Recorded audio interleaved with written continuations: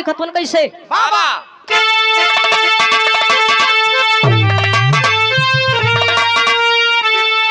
तो पैदा कोई नहीं तो पैदा कोई नहीं जो करे सामना हाथ हमसे मिला ले चबा जंग में उसके पौरुष का पूरी करूं कामना अरे पीर पंजा मिला ले पीर के ठंग में कि हौसला है हिमालय तल साधना अरे कुरु पंछी का हंस सच्चा कुरु रंग में कहे गुरु महेंद्र समाबादिना खोला है सायु मंग में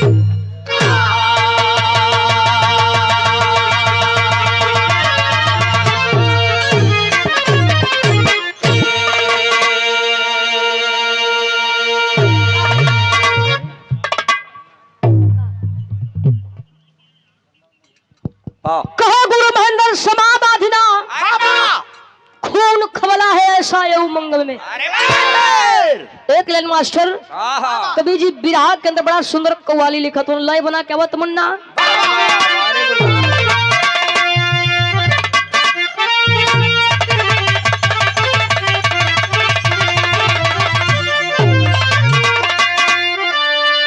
देखा विधायक जी कल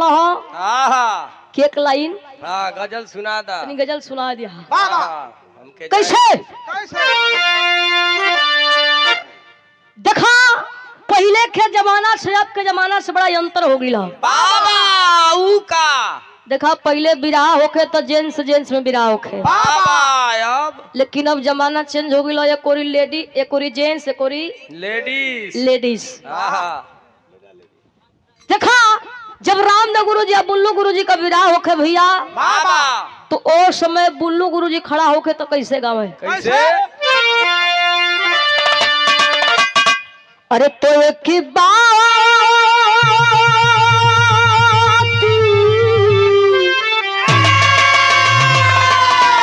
अरे तो एक बात कहूँ सजी गठियाला चुनालिया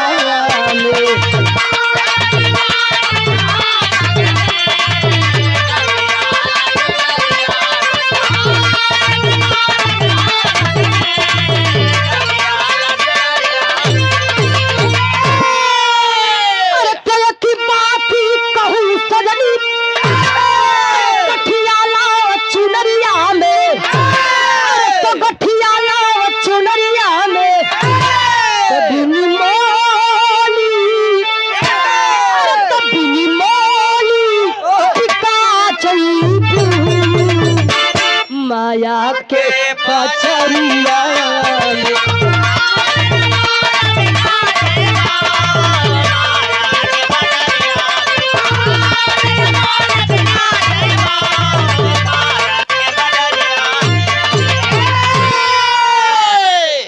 भैया बुल्लू गुरु जी गावत रहे बाबा लेकिन जब राम गुरु जी खड़ा होके ते ही के तनी सत चढ़ के गावे बाबा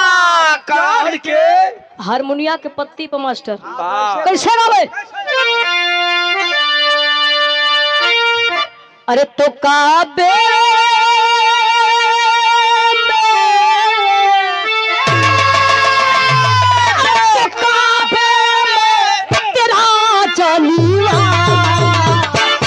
काशी में नजारा है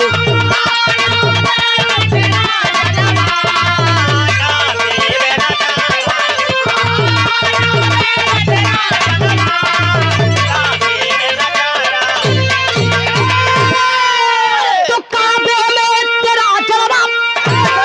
काशी में नजारा है तो काशी में नजारा है तो हमें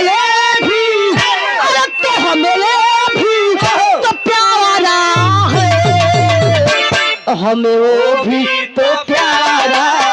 है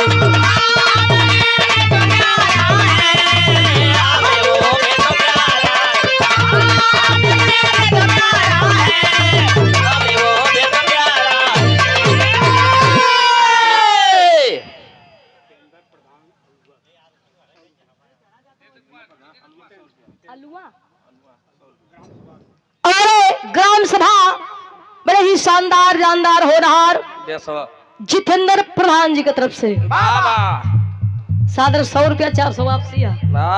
तब तक कम में होगा देखा प्रधानियों बड़ा मशक्कत से मिलत है भाई। बाबा सीसी बाटे के परत है मुर्गवा के बाटी बात तो लोग खाली मुर्गा शीशे के चक्कर में है। बिरहा पर गौर करी जा बाबा ई तक खवाली रहल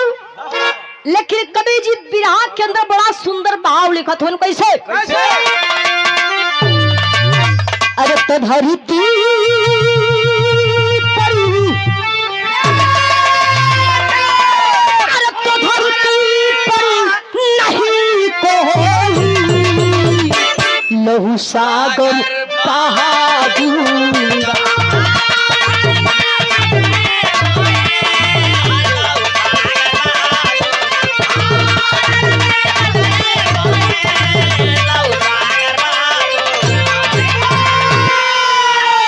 तो धरती पर नहीं कोई सागरी बहा दूंगा सागरी बहा दूंगा आए जो तो आए जो तुम्हारी कोई बाड़ों से जला दूंगा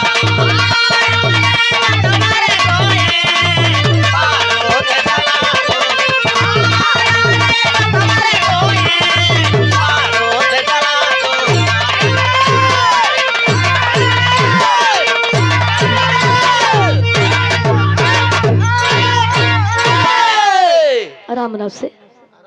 अभी सजियों को बजावे के यही जैसे हमारे कहानी को शुरुआत हो गई बाबा जौहरी से बारा बाबा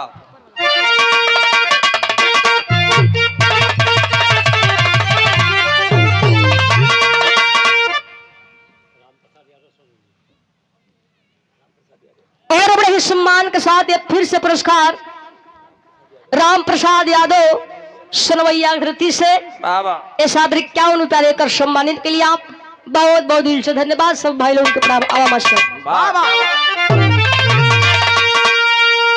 एक एक लाइन पर गौर करिए कैसे कैसे हर खून ये कही ऐसा जो आपस में टकराता पलानी भले गज भैंसा बारिश में मर जाता तो जब टकराए मन बहुत ही मनाए मन खुशी में बनाए मन को समझाए पुरानी घरा हो जाई नई पुरुष की छाती पुरगी आस पुरानी होगा सकून की छाती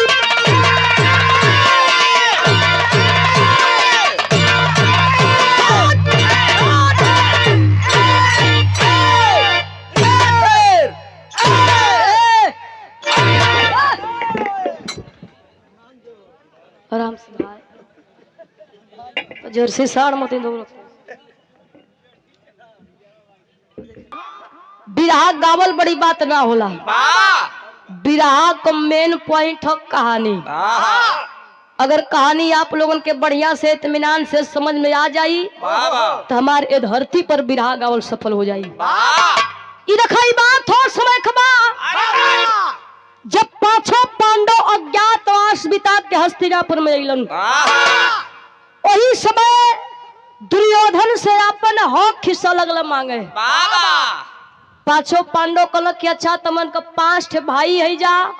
कम से कम 5 ठे गांव दे दा। दुर्योधन खलन की ना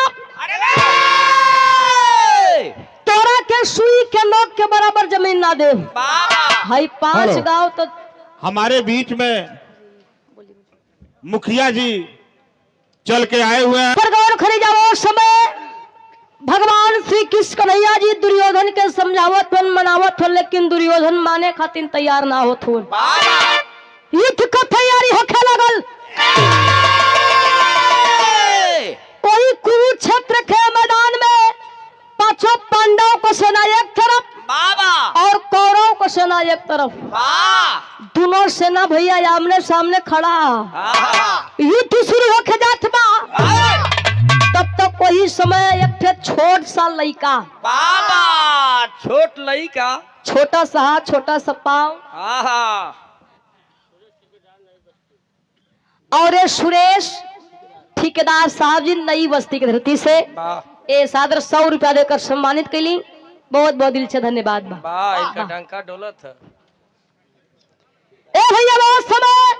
ओ कुरुक्षेत्र के मैदान में एक छोट सा लड़का गईल है। बाबा जब दोनों ओर का सेना देखला भैया कहला कि अरे अरे ये कुरुक्षेत्र के मैदान में छोट सा बालक के जका करत बा। बाबा एक यहाँ से भगवा भाग लेका भाग। लड़का का तो सुना ए पैसा लेला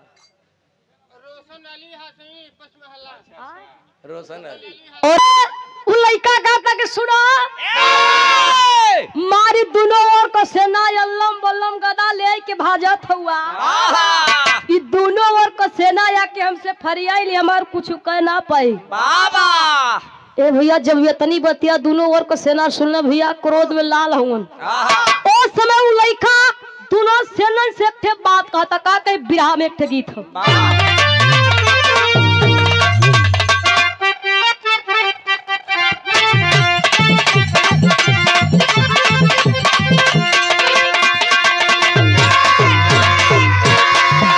ई देखा ई दर्द ना कोनो मेहरारू को दिल काई दर्द है। पहले माल और पप्पू मिश्रा झेंगुरपुर धरती से बाबा ये हमारे चाचा जी की तरफ से सादर 100 रुपया दिल से धन्यवाद बा। ई देखा दर्द नहीं कोनो मेहरारू के दिल का दर्द है। बाबा वही एक पत्ती बढ़ जा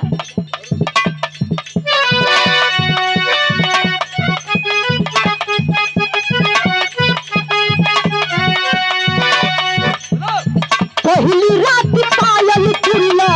दूसरी राती काली हो।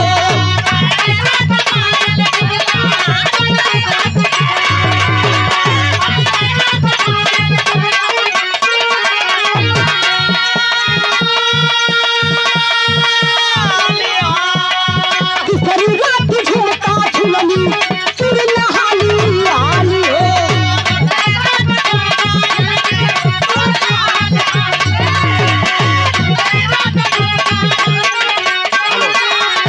हेलो हेलो आप लोगों से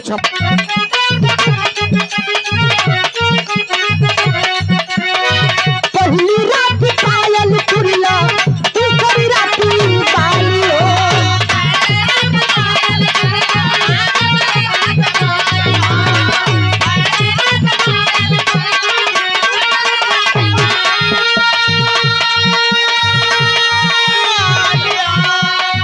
दूसरी रात झुमका झुलनी चुरला हाली हाली हो।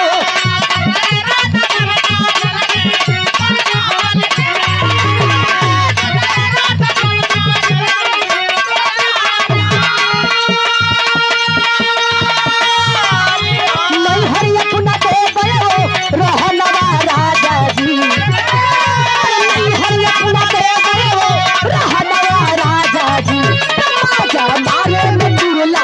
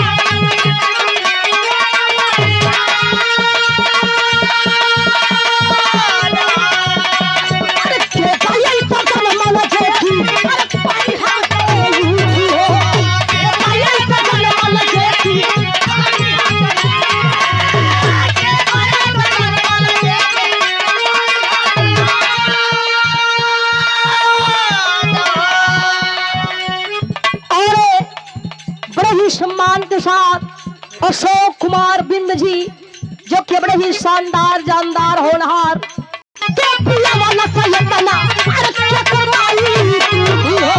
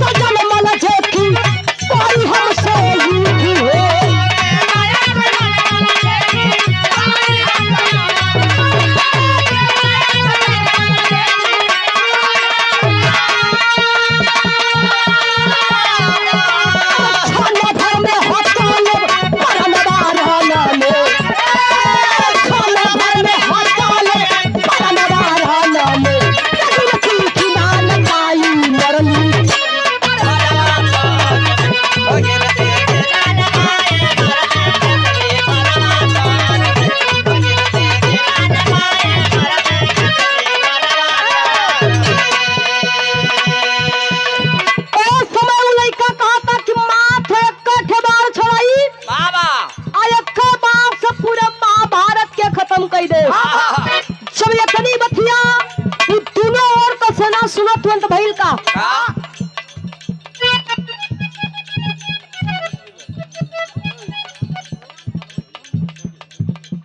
अरे बुजराम यादव सुनवैया मोछा ना ए सादर 100 रुपया देकर सम्मानित कैली। अच्छा मोछा चौका अरे तूने और कसले ना छूटल चंगी मारे पानी में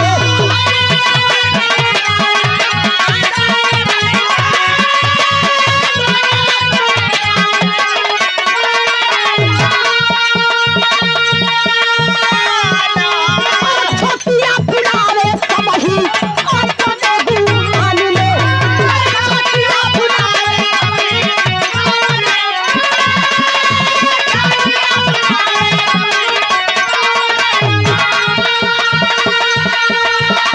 छोरा मिलल हमरो ना बदनवा रामले छोरा मिलल हमरो ना बदनवा रामले तगमती किनान पाई मरली चपली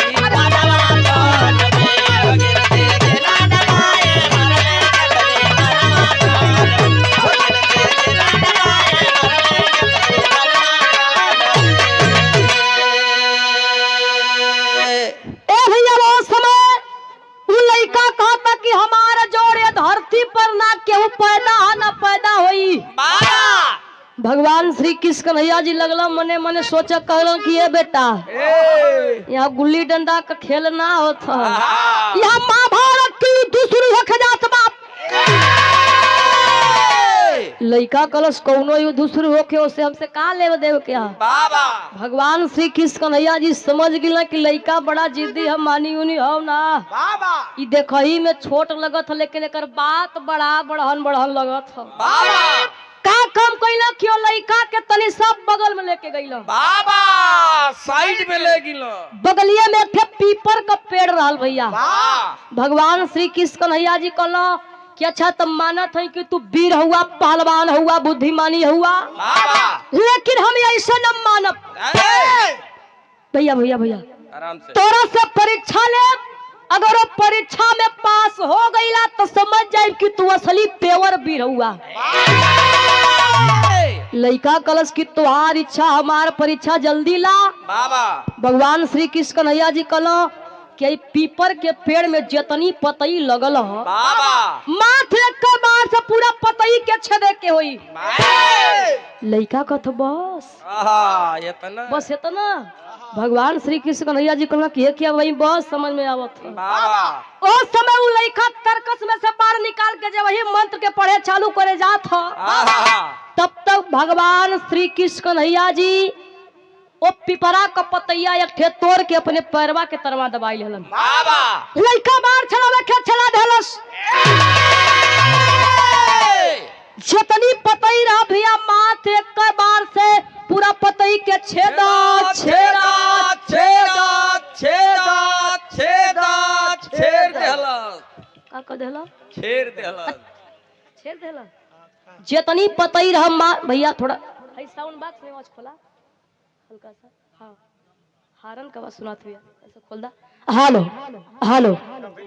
हेलो रायदा ए भैया लो समय जितनी पतई रह माथे के बाद से पूरा पतैया के छेद के उ बड़वा भगवान श्री कृष्ण कन्हैया जी के पैरवा के ऊपर लगल ना छे बाबा भगवान श्री कृष्ण कन्हैया जी कहलो कुल तो ठीक हो लेकिन हाई तुहार बड़वा हमारे पैरवा के ऊपर का करत ह वाह लड़का कहला सुना ए इतना हम लड़बक ना है वाह कुल तो ठीक हो लेकिन हऊ तोरे पैरवा के तरवा एक ठे पिपरवा का पतैया है बाबा उ पैरवा हटैबा तो पतैया के छेदी अगर ना हटैबा तो तोरे पैरवा के छेद के पतैया के छेदी। ए भैया भगवान श्री कृष्ण कन्हैया जी मां डर के मारी ऐसे हो गइलो बाबा पीछे हट गिलो कहला कौनो ठिकाना सरवा गोड़वा छेद हाँ बहुत जिद्दी है साला बस बस एकदम बिरहा एकदम हाँ। खड़ा रही भैया हाँ हम खड़ा कर देव दम बिरहा ऐसन गाय भैया कि खटिया खड़ा हो जाए। बाबा बिस्तरा गोल हो जाई और बबलू यादव बोरिंग के आप मालिक महोदय जी बाबा बारे बोरिंग कमन ची का बोरिंग उनके तरफ से ए कोरस वाले उर्फ लल्लू उर्फ कुछ में लिखले नहीं है बिरहा एकदम खड़ा हो। बाबा ए बड़े ही सम्मान के साथ आपकी तरफ से बबलू यादव जी जो कि बोरिंग के आप मलिकार महोदय जी बाबा बड़ा बढ़िया बोरिंग करलम भैया संपर्क में कैला लोगन हाँ हाँ 300 फीट गाड़ा लो बोरिंगवा हो शुद्ध बोला ओके ए सादर 100 रुपया देकर सम्मानित कैलिए आप बहुत बहुत दिल से धन्यवाद बा। बाबा ए भैया बहुत समय भगवान श्री कृष्ण कन्हैया जी पीछे हट गए कल कौनो ठिकाना सरवा गोड़वा छेद दे भगवान श्री कृष्ण कन्हैया जी बूझ गइल कि लइका बड़ा जिद्दी ह हाँ मानी ना ओ समय अपन लगला दिमाग का प्रयोग करे बाबा कहलो कि अच्छा ये बतावा तू जब कयाइल हुआ ए भैया भैया भैया भैया भैया आराम से भैया ओ समय भगवान श्री कृष्ण कन्हैया जी कहलो कि अच्छा तू जब कयाइल हुआ हाँ खाली लड़ाइये के बात करत हुआ अब ही तार परिचय ना भइल कि तू के हुआ कहाँ का हुआ तोरे माई या बाबू का नाम का बाबा तनी अपन परिचय बताई दा लड़का परिचय बताओ तो कहे का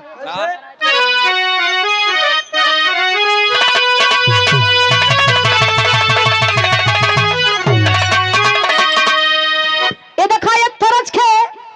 स्वर्गीय रामदेव गुरु जी अपने जवानी के आलम में बड़ा रगड़ के बड़ा मचल के गाँव में बाबा आ गाय के भैया चल गई तब तो हऊ गावा गा के चला कहाँ घरे अच्छा घरे की बात करता ए भैया वो समय कैसे गावे कैसे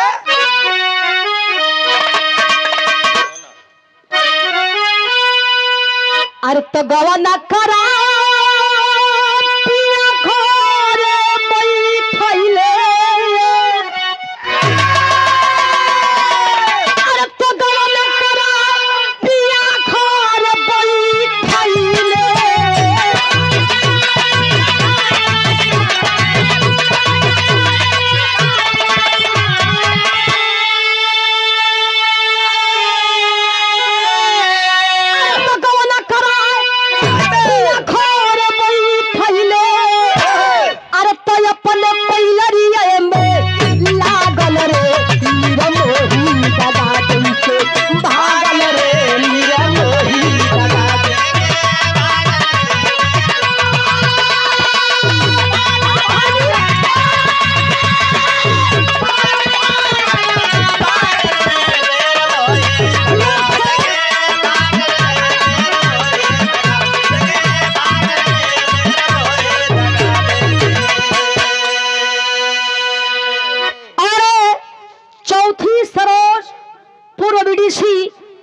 बड़े ही सम्मान के साथ बैरा खास करती से बाबा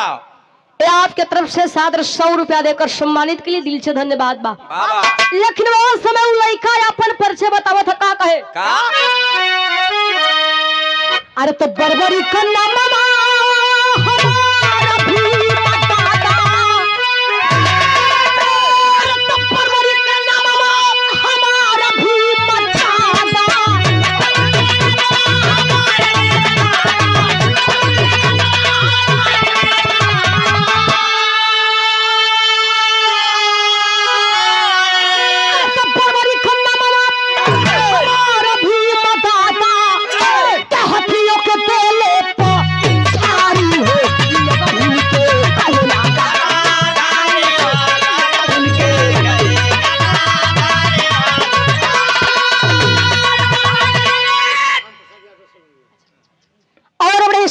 प्रसाद राम प्रसाद यादव जी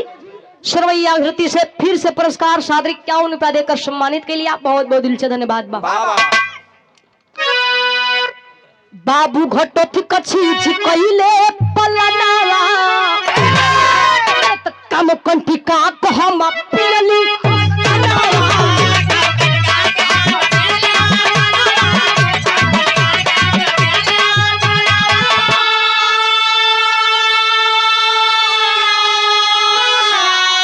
तो हमारे उमरिया के देखा न कान्हा तो हमारे उमरिया के देखा न कान्हा हमसे भगी है थारा के धनी तारी हो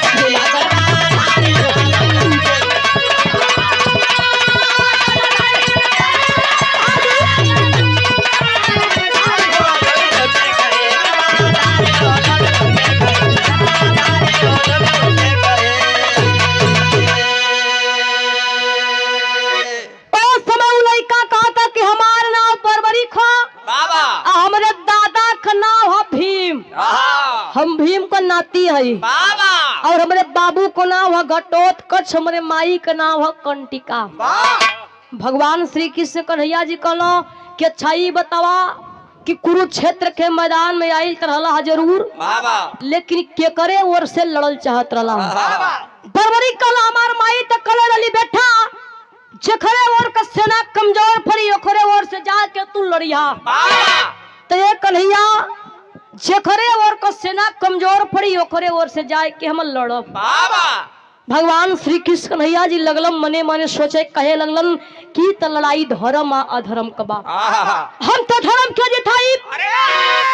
लेकिन अधर्म की ओर को लोग हारे लगियन तो ओखरे ओर से जाके लड़े लगियन धर्म का हार हो जाई और अधर्म का जीत हो जाई इतनी बतिया भगवान श्री कृष्ण कन्हैया जी मनवा में भैया सोचा था तब तक बरबरी के ठे सवाल कह दिलो कहलो कि अच्छा ही बतावा प्रभु के कुरुक्षेत्र के मैदान में दोनों ओर का सेना जुटल हो तो हम सही बतावा क्यों मैं विजय के कर होई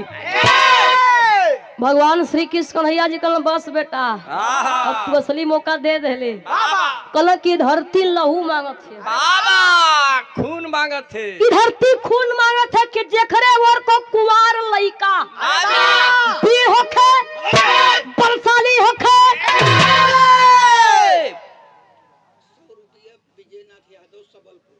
और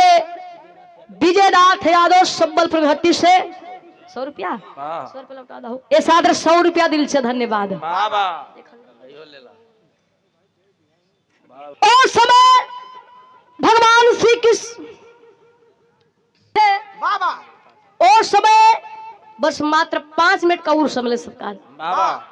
ओ समय भगवान श्री कृष्ण कन्हैया जी कहलन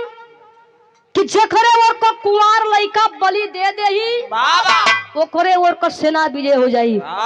लइका का थई हो बात का ला तो हमारा मुड़िया काट ला हमरे दादा के जिताई दा लेकिन ए प्रभु हमारे एक ठे सपना हमारे एक ठे इच्छा हमारे एक ठे ख्वाहिश रहल कि महाभारत का हम लड़ाई देखी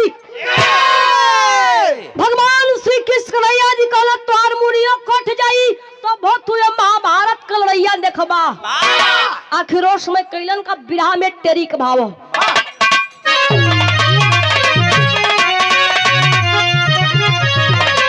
हल्का से बढ़ला अरे तुम मेरा तलवा केहू ना रोकी बनवा भैया मेरा तलवा केहू ना रोकी बनवा तो सब कर समर भूमि में कट जाई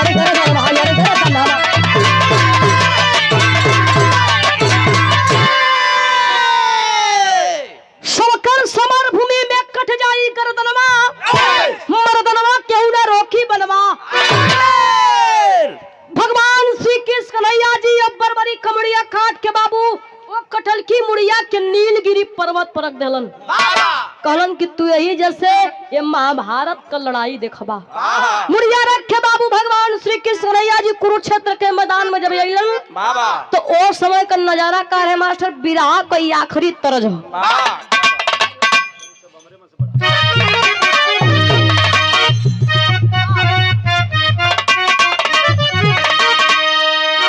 अरे तमाई हो ललनवा देदा, बहिनी हो बिरनवा देदा। लखनी तगीत बवार समय भाईल का मास्टर। अच्छा पगड़ी बाल ले दात हो।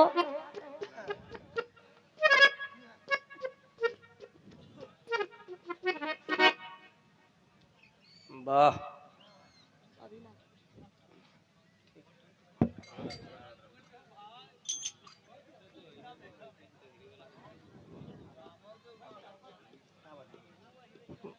वाह, लगत है कि गोबर बेगा जात हो। यार हम तो गोबर फेंक वाली लौकत हई। वाह वैसे ही पगड़ी बनले बड़ू। वार्ड नंबर 23 से बड़े ही शानदार जिला पंचायत सदस्य पद के भावी प्रत्याशी वाह वाह चंद्रशेखर यादव, पूर्व महामंत्री छात्र संघ, वाह। ये आपके तरफ से सादर 100 रुपया देकर सम्मानित के लिए आप बहुत बहुत दिल से धन्यवाद। आवा मास्टर।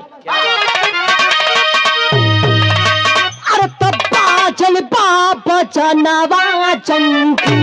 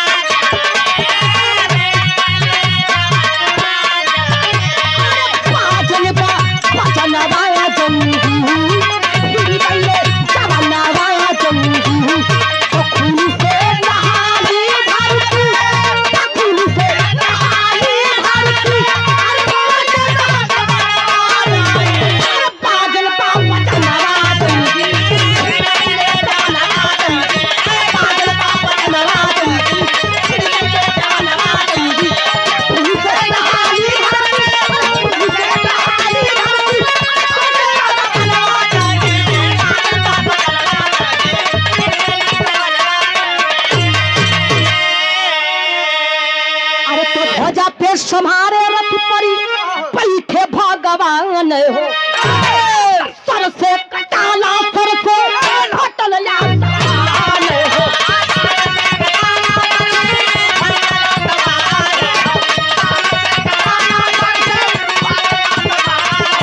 अरे बोले नीचे नमा चंगी,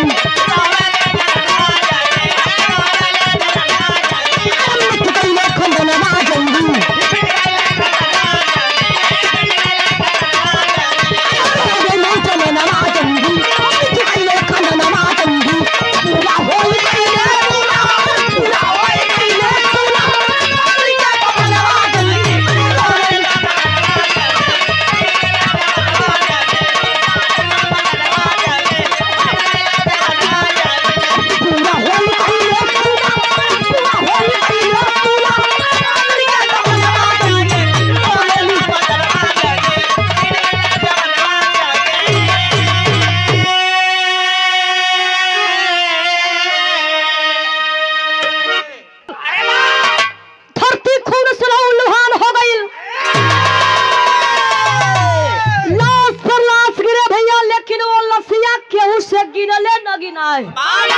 वही समय दू जानी के बड़ा चिंता होखे लागल। उड़हला के विराह में पापड़ का भाव। इसमें लिखा है ना। अरे अनिल यादव बैरा खास धरती से 9 से 15 तक बीडीसी पद के भावी प्रत्याशी सादर 151 रुपया देकर सम्मानित की बहुत बहुत दिल से धन्यवाद। अब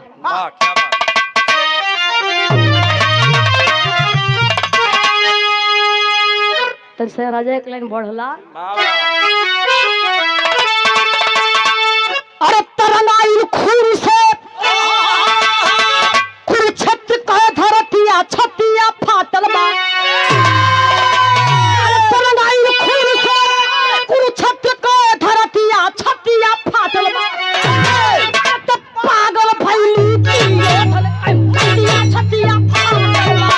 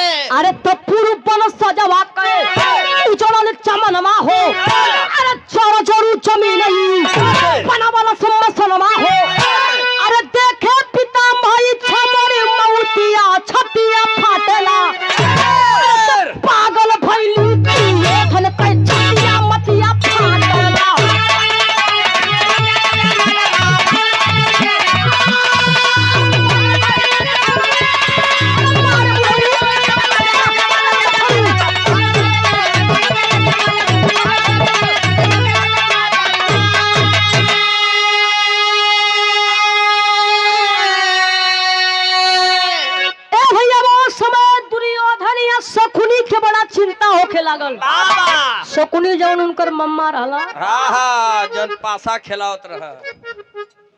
और रमाशंकर विश्वकर्मा बीडीसी पद के अभावी प्रत्याशी बैरा खास वार्ड नंबर 1 से 8 तक। बाबा ए सादर 100 रुपया दिल से धन्यवाद सब भाई लोगों के प्रणाम। देखा भैया हम मनावत थी कि जे लड़ा सब जीता, बाबा जे लड़ा सब जीता। हाँ हाँ बहुत केहू हारे ना, हम ये मनाई हाँ, केहू मतलब हम चाहती कि केहू हारे ना, जे लड़ा सब जीता भैया। बाबा पैसा ला। दोनों जाने भैया लगल मने मने सोचा कि धर का सेना खाली 5 गो, बाबा वो हर का सेना 100 गो। हर का सेना 100 थे, फिर भी हमार सेना मारल गईलन। बाबा लेकिन गौर करिया भैया जमन कुरुक्षेत्र के मैदान में लसिया गिरत रहे, हाँ, जमन लसिया केहू से गिनले न गिनाए, उ लसिया होत का रहे का बिरहा में आला का भाव। वाह और लक्ष्मी वार्ड नंबर 1 से 1 से 8 तक लक्ष्मण यादव जी बीडीसी पद के भावी प्रत्याशी बैरा खास खरती से ना। वाह ए सादर 100 रुपया दिल से धन्यवाद। आवा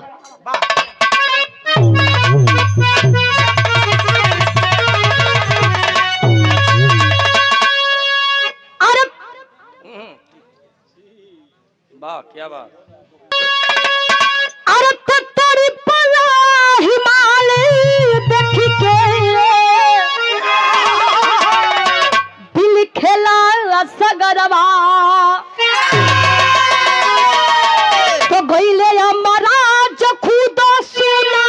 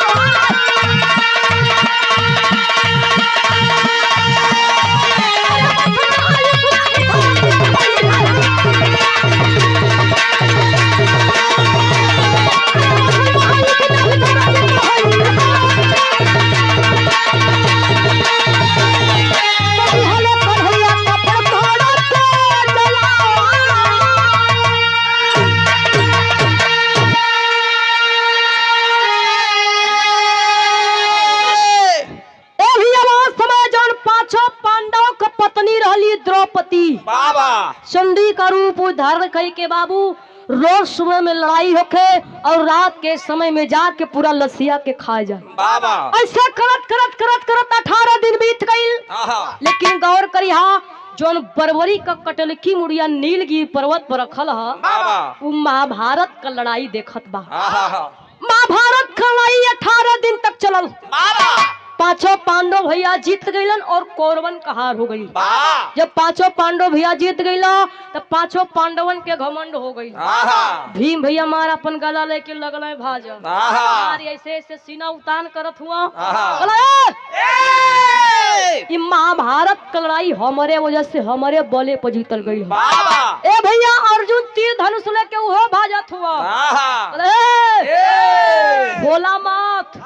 ये हमारा वजह से जीतल गई। फिर कहना छोड़ा हटावो एकर फैसला भगवान श्री कृष्ण कन्हैया जी स्वयं करिए वही जो चला। कैलन का बिरहा के आखिरी भाव खड़ी के भाव में क्या नाम है।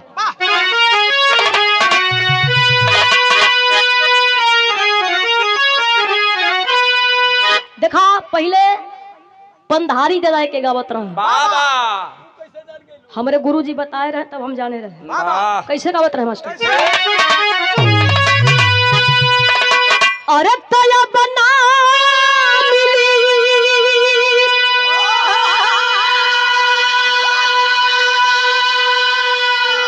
अरे भैया या बना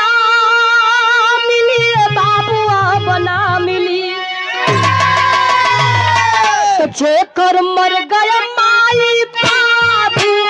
अपना भी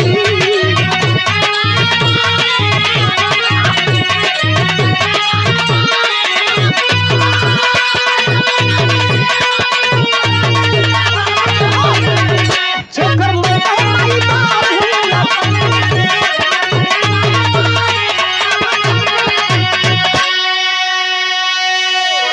तो भैया पंधारी दादा गावत रहे, लेकिन हमन का ये समय के कैसे गावत है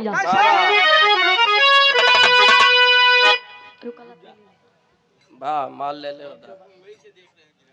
और अरे तो चले कुंवर कन्हैया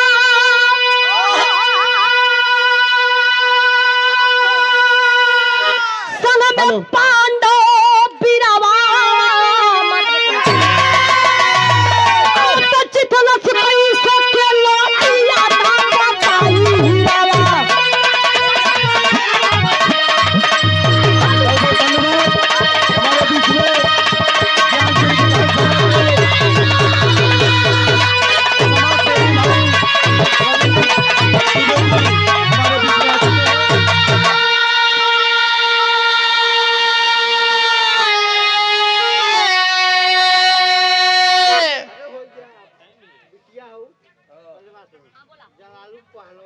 और पाप मुड़िया बोलन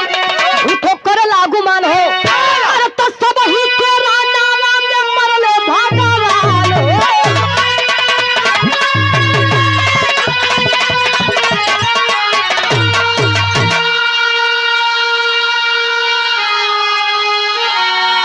अरे तो महायुद्ध में महाबली कहीं पड़ बिरावा अरे तो जितल सुकई सोचे लड़ैया दा बताई जवाब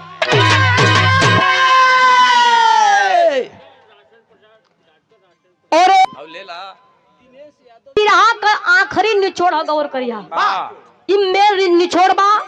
ओ समय पांचों पांडव भगवान श्री कृष्ण कन्हैया जी ओ बरबरी के पास गईलन बाबा भगवान श्री कृष्ण कन्हैया जी ओ बरबरी कमड़िया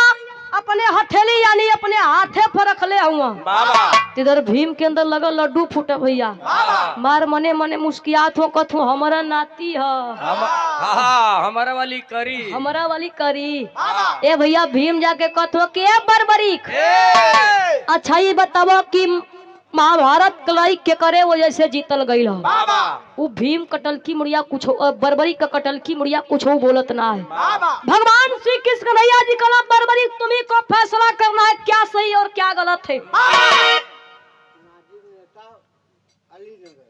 और नाजिम नेता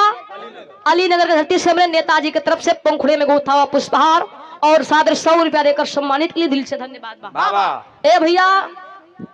वो बरबरी कमुड़िया कहत बात सुना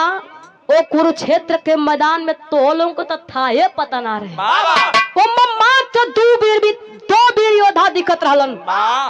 पहला वीर भैया भैया हल्ला ना हो आराम से वाह क्या बात पहला वीर जेकर चक्र सुदर्शन चलत रहल बाबा आ दूसरा वीर रहल कर्ण आहा काहे खातिर बीस रहल काहे कि कुरुक्षेत्र के मैदान में अर्जुन के रथ पर भगवान श्री कृष्ण कन्हैया जी सारथी बन करके बैठे थे बाबा और तीनों लोग का भार लेके ध्वजा पर वीर बजरंग बली जी बैठे थे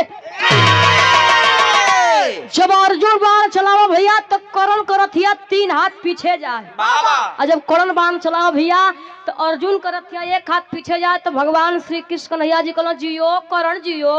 शाबाश शेर शाबाश बस अर्जुन भैया कहलो प्रभु हुआ हमरे रथ पर सबासी उनकर करत हुआ वाह कहलो सुना पैसा ले ला पीछे से और सुरेश यादव हमरे श्री कृष्ण कन्हैया जी कहलो कि तोरे रथ पर हम तू तीनों लोग का भार लेके वीर बजरंग बली जी बैठल हवन तू बाण चलावत हुआ तो उनको रथ 3 हाथ पीछे जाते लेकिन जब ऊ बाण चलावत हो तो तुहार रथिया 1 हाथ पीछे जाते काहे से कि रथिया के तनको हिले कि न चाहिए बाबा यही खातिर करो सबसे 20 बार आहा बरबरी कला प्रभु सबकर तो उद्धार किला हमरो उद्धार कैदा आहा देखा भैया आज भी और राजस्थान में वो बरबरी कमुड़िया खाटू श्याम के नाम से जानल गई है बाबा देखा आप लोग जानत बा लोग भैया दर्शन करे जाला, सामने लिखल है हारे का सहारा खाटू श्याम हमारा। ये हमारे विराह का कहा गुरु घराना का परिचय। अरे जय जखाड़ है गुरु चट्टू लवटन की लहरे फुलवारी।